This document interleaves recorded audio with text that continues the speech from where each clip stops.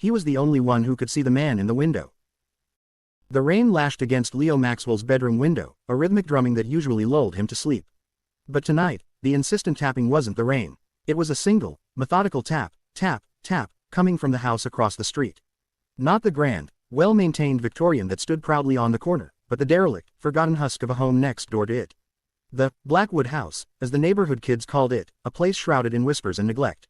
Leo, a man of 37, had lived on this quiet, tree-lined street for 5 years, and the Blackwood House had always been empty, its windows dark, its porch rotting. Now, a faint, flickering light pulsed within its deepest shadow. And in the upstairs window, silhouetted against that eerie glow, was a man. Leo pushed himself up, rubbing the sleep from his eyes. He must be imagining things. The Blackwood House was condemned, boarded up after years of dispute over its dilapidated state. No one lived there, no one could live there. Yet, the figure remained, still, unmoving, a dark outline against the intermittent flicker.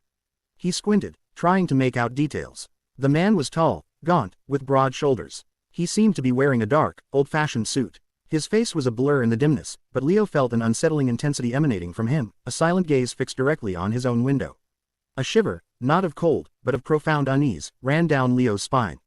He pulled back, away from the window, his heart thumping. This wasn't some late-night intruder. This felt different, more ancient, more deliberate. He spent the rest of the night staring at his ceiling, the image of the man etched into his mind, the rhythmic tapping echoing in his ears long after the rain had stopped. The next morning, the sun shone brightly, washing away the shadows and, seemingly, the apparition. The Blackwood House looked as it always did, forlorn, abandoned, its windows dark and lifeless.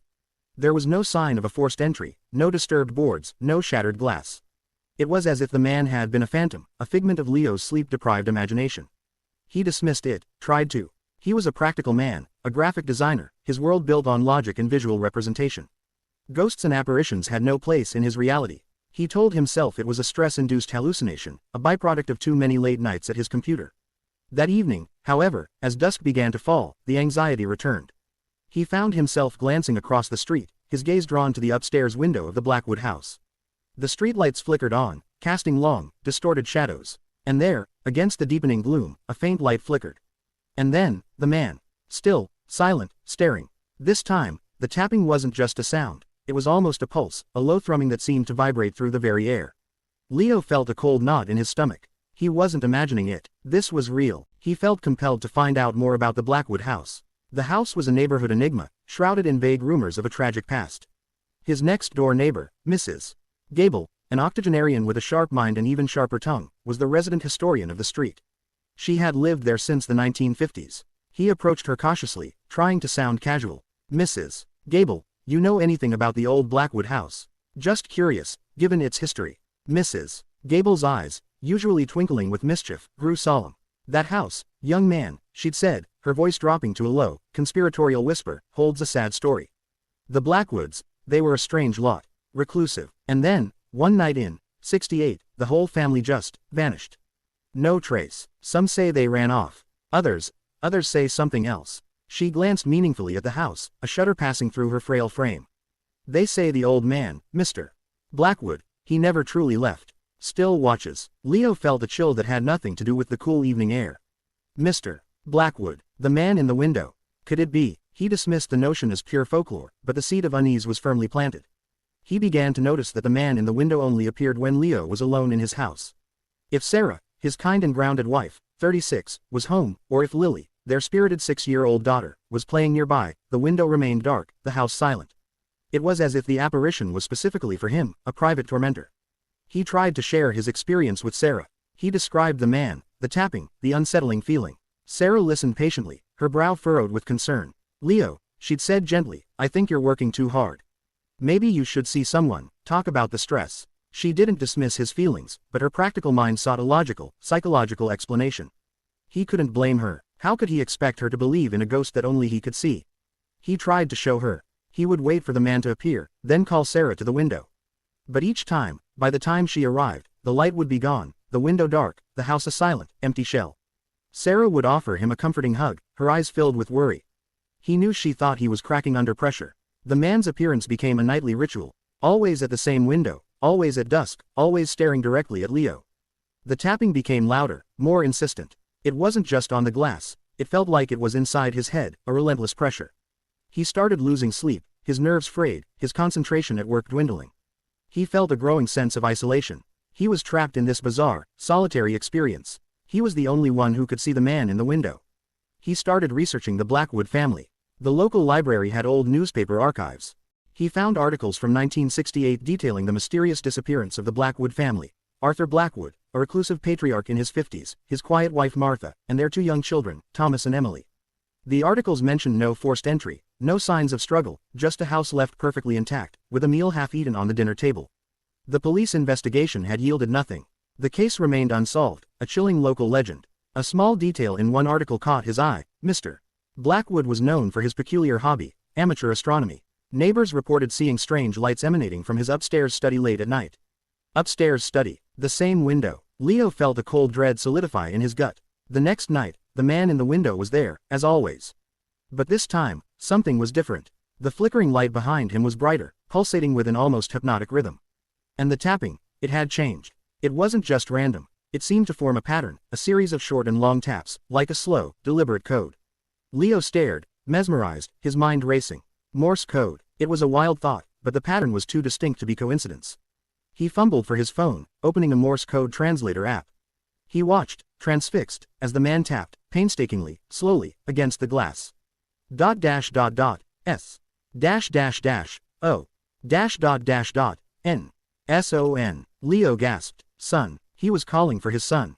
Thomas. The Blackwood's missing son. A wave of profound sadness washed over him. This wasn't a malevolent ghost. It was a grieving father, forever trapped, endlessly searching for his lost child.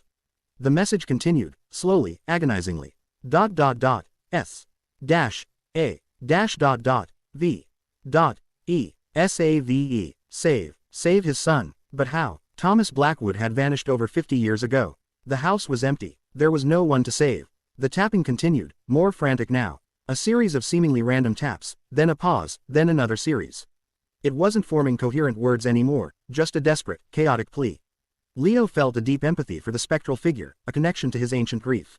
He found himself drawn to the Blackwood house. Not in fear, but in a strange compulsion. He needed to understand. He needed to help, if he could. He waited until Sarah and Lily were asleep, then, armed with a flashlight, he quietly slipped out of his house and crossed the street.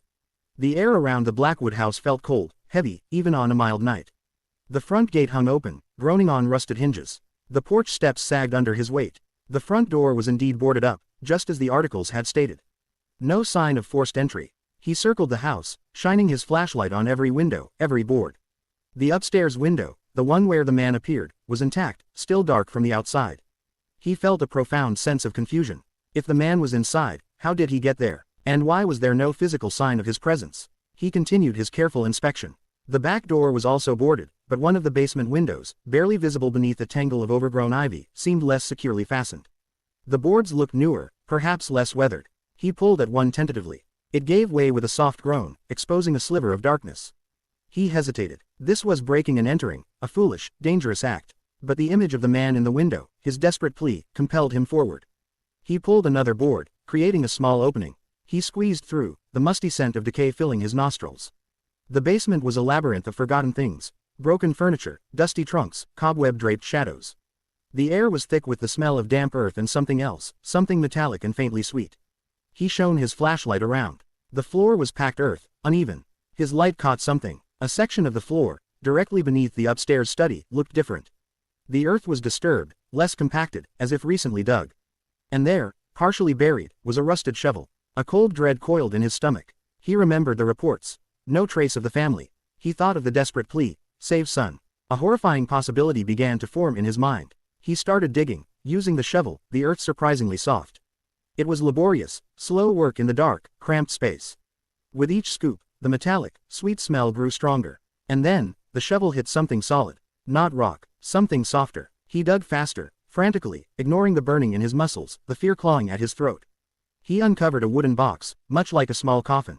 He tore at the rotted wood, pulling it apart. Inside, nestled in faded burial cloth, was a small, skeletal hand. A child's hand, and beside it, a small, worn wooden toy, a soldier. And then, a faded identification bracelet with the name, Thomas.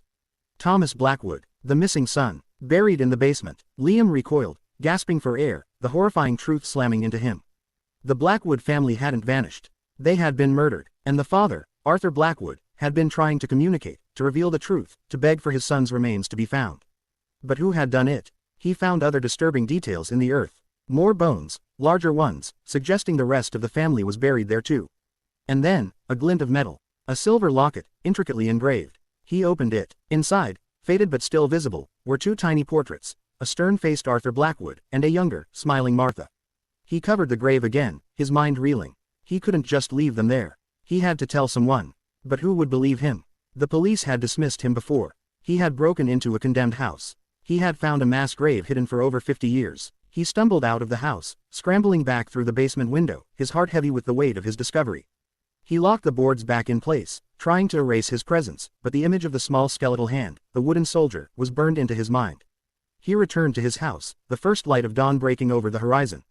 He looked across at the Blackwood house. The upstairs window was dark, silent, empty. The tapping had stopped. The man was gone. He felt a profound sense of finality. He had found what the spirit had been searching for. He knew what he had to do. He couldn't go to the police with his story directly. They would think he was insane, or worse, involved. He needed to be smart. He needed to provide undeniable evidence. He spent the next few days in a haze, planning. He gathered old maps of the property, cross-referencing them with historical aerial photographs he found online, looking for anomalies in the ground. He anonymously contacted a local historical society, inquiring about methods for non-invasive archaeological surveys of old properties, feigning academic interest. He learned about ground-penetrating radar, subtle soil disturbances, and the precise legalities of historical site investigations. He then sent an anonymous tip to the local historical society, detailing rumors of possible undocumented burials on the Blackwood property, citing old neighborhood whispers and anecdotal evidence. He suggested they might be interested in a preliminary, non-invasive survey, perhaps as a community project. He made sure to mention the upstairs study window, linking it to the historical records of Arthur Blackwood's astronomical hobby, subtly nudging them towards the specific location. The Historical Society, intrigued by the Blackwood family's unsolved disappearance, agreed to conduct a preliminary survey. They brought in a small team, along with specialized equipment. Leo watched from his window, a nervous knot in his stomach. He saw Dr. Evelyn Reed, a meticulous archaeologist in her early 50s, directing the team. The ground-penetrating radar confirmed anomalous readings beneath the study, consistent with disturbed earth and buried objects. The Historical Society secured a warrant, and an archaeological dig began. Weeks later, the news broke. The remains of the Blackwood family, Arthur, Martha, Thomas, and Emily, were found buried beneath the floorboards of their old study. The police reopened the cold case, now a murder investigation. The discovery sent shockwaves through the quiet neighborhood. Mrs. Gable, weeping, spoke to reporters about the sad story finally coming to light. Leo watched the news reports, a quiet satisfaction settling in his heart. Justice, after 50 years. He had been the only one who could see the man in the window, the only one who could hear his desperate plea. He had been the one to finally bring the truth to light. He never saw the man in the window again. The Blackwood house, once a symbol of silent despair, now stood as a somber monument to a tragedy finally unearthed. Leo's life returned to its normal rhythm, but he was changed. He no longer dismissed the unseen, the inexplicable. He carried the quiet knowledge of the man in the window, a testament to the enduring power of a father's love, reaching across the decades, finally finding its way to the one person who could hear its silent, desperate call. And sometimes, late at night, when the rain lashed against his window, he would still listen for a faint, ghostly tap, a reminder of the impossible truth he had unearthed.